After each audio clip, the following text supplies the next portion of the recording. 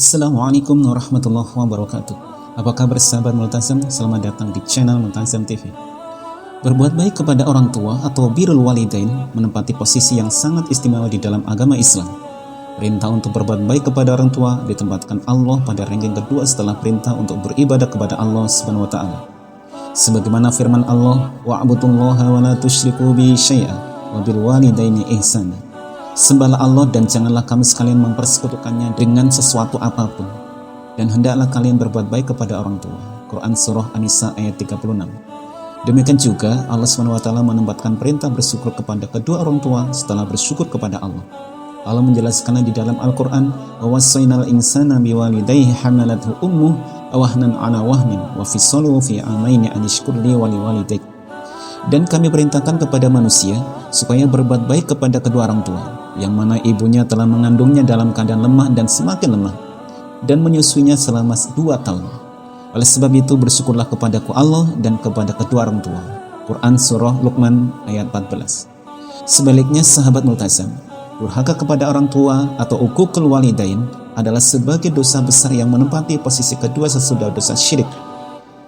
Rasulullah SAW bersabda, "Ala unabbi'ukum bi akbaril kabair?"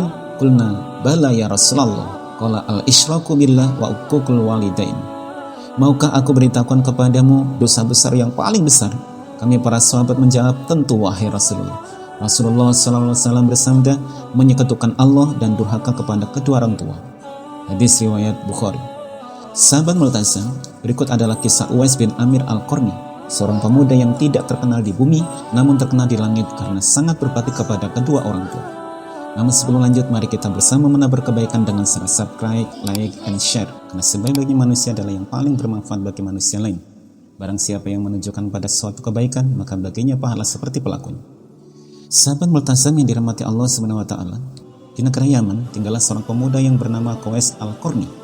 Dia lahir pada tahun 594 Masehi dan meninggal tahun 657 Masehi atau bertepatan dengan tahun 37 Hijriah. Uwais Al-Qarni adalah seorang tabi'in yang hidup setelah zaman Nabi Muhammad SAW. Dia berasal dari penduduk Murad dari negara Yaman, kemudian pindah ke Qarn, perbatasan Yaman. Rasulullah SAW bersabda, "Inna khairat tabi'in rajulun yuqalu lahu Uwais." Sesungguhnya tabi'in yang terbaik adalah seorang pria yang bernama Uwais. Uwais Al-Qarni mempunyai penyakit di tubuhnya yang menjadikan tubuhnya belang-belang. Walaupun cacat, tapi ia adalah pemuda yang solih dan sangat berbakti kepada ibunya. Uwais senantiasa merawat dan memenuhi semua permintaan ibunya. Hanya satu permintaan yang sulit ia kabulkan. Ceritanya, pada suatu ketika, ibunya berkata kepada Uwais, "Wahai anakku, mungkin ibu tak lama lagi akan bersamamu. Ikhtiarkanlah agar ibu dapat mengerjakan haji ke Baitullah." Mendengar ucapan sang ibu, Uwais termenung. Perjalanan ke Mekah sangatlah jauh, melewati padang tandus yang panas. Orang-orang biasanya menggunakan unta dan membawa banyak perbekalan. Lantas bagaimana hal itu dilakukan Uwais yang sangat miskin dan tidak memiliki kendaraan? Uwais terus berpikir mencari jalan keluar. Kemudian dibelilah seekor anak lembu. Kira-kira untuk apa anak lembu itu? Tidak mungkin pergi berhaji dengan naik lembu, kan? Uwais membuatkan kandang di puncak bukit. Setiap pagi ia bolak-balik menggendong anak lembu itu naik turun bukit. Uwais gila, kata orang-orang yang melihat tingkah laku Uwais. Ya, banyak orang yang menganggap gila apa yang dilakukannya. Tak pernah ada hari yang terlewatkan ia menggendong anak lembu naik turun bukit. Makin hari anak lembu itu semakin besar dan makin besar pula tenaga yang diperlukan oleh Uwais. Tapi karena latihan tiap hari, anak lembu yang besar tak terasa lagi. Setelah 8 bulan berlalu, sambillah pada musim haji, lembu Uwais telah mencapai 100 kg. Begitu juga otot Uwais yang semakin kuat. Ia menjadi bertenaga untuk mengangkat barang. Sekarang orang-orang mengetahui apa yang dimaksud Uwais menggendong lembu setiap hari. Ternyata ia sedang latihan untuk menggendong ibunya. Sahabat Multazam, setelah persiapan selesai, Uwais menggendong ibunya berjalan kaki dari Yaman ke Mekah. Subhanallah, alangkah besar cinta Uwais kepada ibunya itu. Ia rela menempuh perjalanan jauh dan sulit demi memenuhi keinginan ibunya. Kisah Uwais bin Amir Al-Qarni ini patut diambil faidah dan pelajaran yang sangat berharga. Lalu bagaimana kita hari ini? Apakah kita mampu berbakti seperti baiknya seorang tabi'in yang bernama Uwais Al-Qarni kepada ibunya? Ataukah justru sebaliknya, kita tidak memperhatikan atau bahkan durhaka kepada orang tua? Renungkanlah wahai sahabat Multazam. Ingatlah sabda Rasulullah SAW, "Ridallah fi ridar walidain." Ridhonya Allah terletak pada keriduan kedua orang tua. Sahabat Multasam yang dirahmati Allah SWT, Uwais berjalan tegap menggendong ibunya haji ke Mekah dan toh mengelilingi Baitullah. Ibunya terharu dan bercucuran air mata telah melihat Baitullah. Di hadapan Baitullah, ibu dan anak berdoa, "Ya Allah, ampunilah semua dosa ibuku," kata Uwais. "Bagaimana dengan dosamu?" tanya sang ibu keheranan. Uwais menjawab, "Dengan terampuninya dosa ibu, maka ibu akan masuk surga. Cukuplah ridho dari ibu yang akan membawaku ke dalam surga." Itulah keinginan Uwais yang tulus dan penuh cinta kepada ibunya.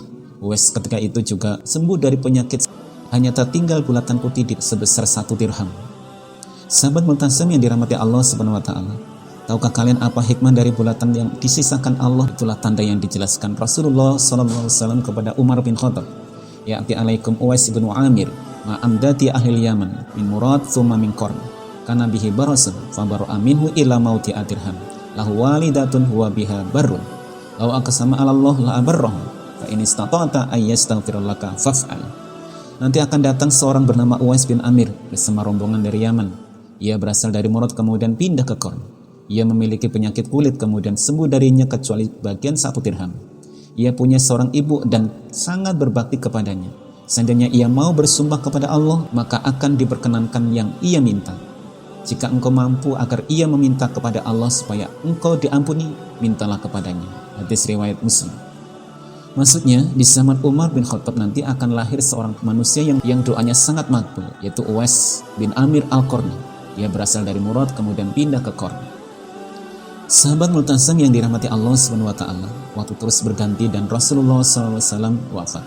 Khalifah Abu Bakar pun telah digantikan oleh Umar bin Khattab. Suatu ketika, Umar bin Khattab teringat akan sabda Rasulullah SAW tentang Uwais al-Qarni, pemuda miskin yang sangat terkenal di langit. Sejak saat itu, setiap ada kafilah yang datang dari Yaman, Khalifah Umar selalu menanyakan tentang Uwais al-Qarni, pemuda miskin yang sangat dikenal oleh penghuni langit. Rombongan kafilah dari Yaman menuju Syam silih berganti, membawa barang dagangan mereka. Suatu ketika, Uwais al-Qarni turut bersama mereka. Rombongan kafilah itu pun tiba di kota Madinah. Melihat ada rombongan kafilah yang baru datang dari Yaman, segera Khalifah Umar mendatangi mereka dan menanyakan apakah Uwais al-Qarni turut bersama mereka. Rombongan kafilah itu mengatakan bahwa Uwais ada bersama mereka. Dia sedang menjaga unta-unta mereka di perbatasan kota. Mendengar jawaban itu, Khalifah Umar segera pergi menjumpai Uwais al-Qarni. Sampingnya di kemah tempat Uwais berada, Khalifah Umar memberi salam, tapi rupanya Uwais sedang sholat. Setelah mengakhiri sholatnya dengan salam, Uwais menjawab salam Khalifah Umar sambil mendekati Khalifah Umar dan mengelurkan tangannya untuk bersalaman. Sewaktu berjabatan, Khalifah Umar dengan segera membalikkan telapak tangan Uwais, seperti yang pernah disabdakan Rasulullah SAW. Memang benar, tampaklah tanda putih di telapak tangan Uwais al-Qarni sebesar dirham. Wajah Uwais nampak bercahaya, benarlah seperti sabda Rasulullah bahwa ia adalah pemuda yang sangat dikenal di dalam langit. Khalifah Umar menanyakan namanya dan dijawab Abdullah. Mendengar jawaban Uwais, Khalifah Umar juga mengatakan, "Kami juga Abdullah, yakni hamba Allah." "Tapi siapakah namamu yang sebenarnya?" Uwais menjawab, "Nama saya Uwais al-Qarni." Dalam perbincangan mereka, diketahuilah bahwa ibu Uwais telah meninggal dunia. Itulah sebabnya ia baru dapat turut bersama rombongan kafilah dagang saat itu. Akhirnya Khalifah Umar memohon agar Uwais membacakan doa pengampunan. Uwais enggan dan dia berkata kepada Khalifah, "Sayalah yang berharus meminta doa pada Khalifah." Mendengar perkataan Uwais, Khalifah berkata, "Kami datang ke sini untuk memohon doa pengampunan seperti dikatakan Rasulullah SAW sebelum wafatnya." Karena desakan Khalifah Umar, Uwais al-Qarni akhirnya mengangkat tangan dan berdoa membacakan istighfar. Setelah itu, Khalifah Umar berjanji untuk menyumbangkan uang negara dari Baitul Mal kepada Uwais untuk jaminan hidupnya. Segera saja Uwais menampik dengan berkata, "Hamba mohon supaya hari ini saja hamba diketahui orang. Untuk hari-hari selanjutnya biarlah hamba yang menjadi fakir ini tidak dikenal oleh orang lagi." Fenomena ketika Uwais al-Qarni wafat. Beberapa tahun kemudian, Uwais al-Qarni berpulang ke rahmatullah. Anehnya sahabat Multasam, pada saat dia mau dimandikan, tiba-tiba sudah banyak orang yang berebutan ingin memandikannya. Dan ketika dia dibawa pada pembaringan untuk dikafani, di sana pun sudah banyak orang yang sudah menunggu untuk mengkafaninya. Demikian pula ketika orang hendak pergi menggali kuburannya, di sana ternyata sudah ada orang-orang yang menggali kuburannya hingga selesai. Ketika usungan dibawa ke kuburannya, luar biasa banyaknya orang yang berebutan untuk mengusungnya. Meninggalnya Uwais al-Qarni telah menggembarkan masyarakat kota Yaman. Banyak terjadi hal-hal yang amat mengherankan. Sedemikian banyaknya orang yang tak dikenal berdatangan untuk mengurus jenazah dan pemakamannya. Padahal Uwais al-Qarni adalah seorang yang fakir yang tidak dihiraukan banyak orang. Sejak ia dimandikan sampai ketika jenazahnya hendak diturunkan ke dalam kubur, di situ selalu ada orang yang telah siap untuk melaksanakannya terlebih dahulu. Penduduk kota Yaman tercengang, mereka saling bertanya-tanya, siapakah sebenarnya engkau wahai Uwais Al-Qarni? Berita meninggalnya Uwais Al-Qarni dan keanehan-keanehan yang terjadi ketika wafatnya telah tersebar kemana-mana. Baru saat itulah penduduk Yaman mengetahuinya siapa sebenarnya Uwais Al-Qarni. Selama ini tidak ada orang yang mengetahui siapa sebenarnya Uwais Al-Qarni, disebabkan permintaan Uwais Al-Qarni sendiri kepada Khalifah Umar agar merahasiakan tentang dia. Barulah di hari wafatnya mereka mendengar sebagaimana yang telah disabdakan oleh Nabi, bahwa Uwais Al-Qarni adalah pemuda yang dikenal di langit. Itulah kisah Uwais Al-Qarni, seorang pemuda yang tidak dikenal di bumi namun terkenal di langit karena berbakti kepada orang tuanya. Setelah mengetahui ulasan tadi, bagaimana pendapat kalian sahabat Multazam? Kalian tulis komen kalian di bawah ya. Semoga informasi ini bermanfaat dan memotivasi kita untuk berbakti kepada orang tua. Mari membangun Multazam TV dengan cara klik tombol subscribe, like, and share, dan aktifkan tombol loncengnya. Dan jangan lupa tonton video yang lainnya. Wassalamualaikum warahmatullahi wabarakatuh.